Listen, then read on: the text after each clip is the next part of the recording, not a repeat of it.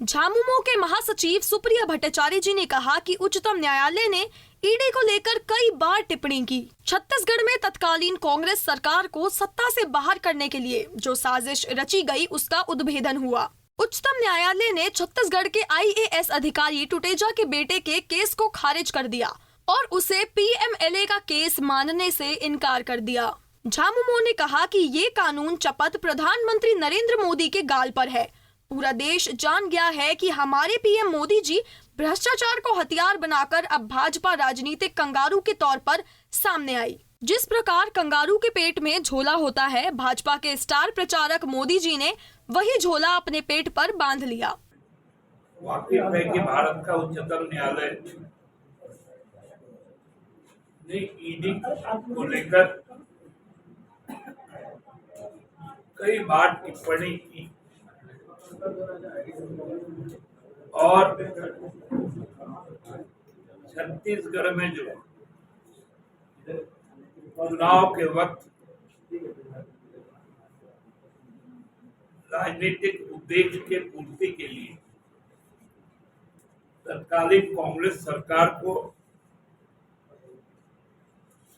मिथ्या आरोपित कर सत्ता से बाहर करने की जो साजिश रची गई उसका उद्भेदन हुआ। माननीय उच्चतम न्यायालय ने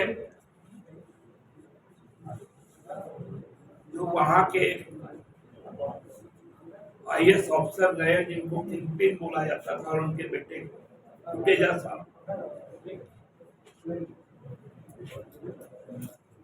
उन्होंने वो केस को PMLA का खारिज कर दिया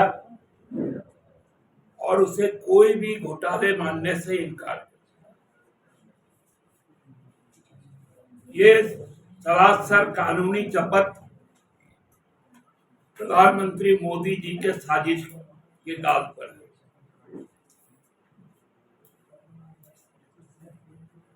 ये पूरा देश जान गया कि हमारे प्रधानमंत्री मोदी जी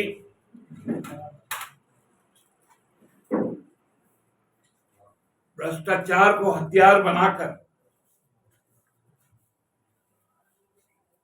अब भारतीय जनता पार्टी एक राजनीतिक कंगारू के तौर पर सामने आई।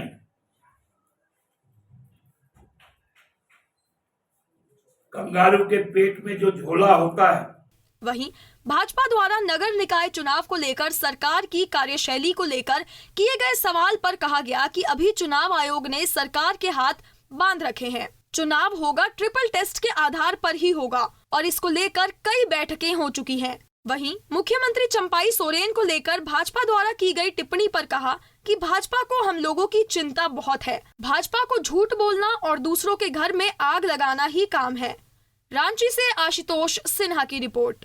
हमसे जुड़े रहने के लिए हमारे YouTube चैनल को सब्सक्राइब करें और नई वीडियो की नोटिफिकेशन के लिए बेल आइकॉन को दबाएं। अगर आप ये वीडियो Facebook पर देख रहे हैं तो लाइक जरूर करें और ज्यादा से ज्यादा शेयर करें। धन्यवाद।